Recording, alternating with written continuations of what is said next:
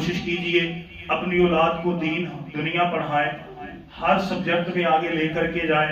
اللہ تعالیٰ تمام کی اولادوں کو دنیا کے معاملے میں عزت عطا فرمائے، جہاں جہاں پڑھ رہے ہیں، سکول ہے، کالج ہے، یونیورسٹی ہے، اللہ تعالیٰ ہر میدان میں اولادوں کو کامیابی اور کامرانی عطا فرمائے۔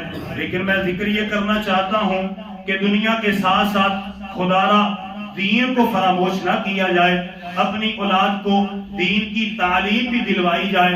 اگر اولاد کے پاس دین کی تعلیم ہوگی، انہیں اچھے اور برے کا پتہ ہوگا، ماں بہن بیٹی کی عزت اور آبرو کا پتہ ہوگا، رشتوں کی پہچان ہوگی، بڑے اور چھوٹے کے ادب اور احترام کے بارے میں پتہ چلے گا۔ اور اگر دین کے ساتھ تعلق نہ ہوگا، واللہ وہ کامیاب دنیا دار تو بن جائیں گے لیکن کامیاب مسلمان بن سکتے نہیں۔ آپ کے علم میں ہوگا یہ اسلام آباد کی نجی یونیورسٹی میں کیا کیا گیا۔ وہ خیر البشر ایک پروفیسر تھا کہ جس نے کلاس ورک میں ایک پیپر تیار کیا۔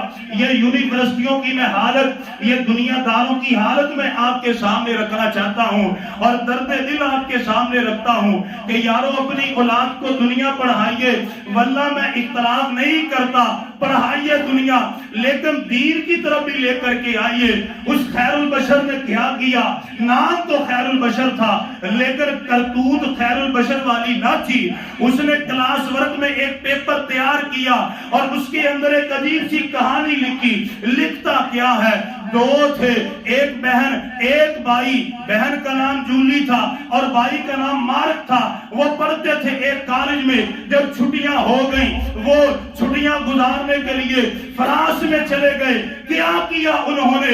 وہ جو بہن تھی اس نے اپنے ساتھ کچھ ایسی چیزیں رکھی تھی کہ اگر مجھے بھائی کے ساتھ کوئی گناہ کرنا پڑ جائے تو اس گناہ کے بارے میں کسی کو پتہ نہ چلے۔ بھائی نے بھی اسی طرح کیا۔ وہ کیا کرتے ہیں؟ جب رات فرانس کے ایک علاقے میں ہوتی ہے تو وہ دونوں بہن بھائی نعوذ باللہ شرمناک کام کرتے ہیں۔ جب صبح کا وقت ہوتا ہے وہ آپس میں کہتے ہیں چلو جو ہو گیا سو ہو گیا، اس پر پردہ ڈالیے، آج کے بعد دوبارہ ہم یہ کام نہیں کریں گے، کسی کو نہیں بتلائیں گے۔ پروفیسر یہ کہتا ہے اس کے اوپر 300 ورڈز کے اوپر ایک مضمون لکھیے، بتلائیے انہوں نے اچھا کیا یا برا کیا۔ اور یارو دیکھو بہن اور بھائی کا رشتہ کتنا مقدس، کتنا پاکیزہ رشتہ ہے۔ بھائی تو بہنوں کے لیے اپنے سینے کٹوا دیتے ہیں، ان کے آنچل کے لیے اپنے جسم کی ہر خون تک بہا دیتے ہیں، اپنی بہنوں کی عزت کے لیے وہ کٹ مر جاتے ہیں۔ اور یہاں پر کیا کیا گیا؟ ایک بہن اور بھائی کا آپس میں تعلق ایسے پیدا کیا گیا کہ جس طرح وہ بہن بھائی نہیں، نعوذ باللہ کوئی بازاری ہے۔ اور یارو یہ کیوں ہوا؟ وجہ کیا تھی کہ لوگوں نے اپنی اولادوں کو دین نہیں پڑھایا۔ اور میں سلیوٹ کرتا ہوں ان طالب علموں کو جنہوں نے اس پرچے کو پکڑا، ہیڈ کے پاس لے کے گئے، اسے بتلایا کہ ہمارے کالج میں یونیورسٹی میں یہ ہو رہا ہے۔ اور یارو یہ آوازیں کیوں بلند ہوئیں؟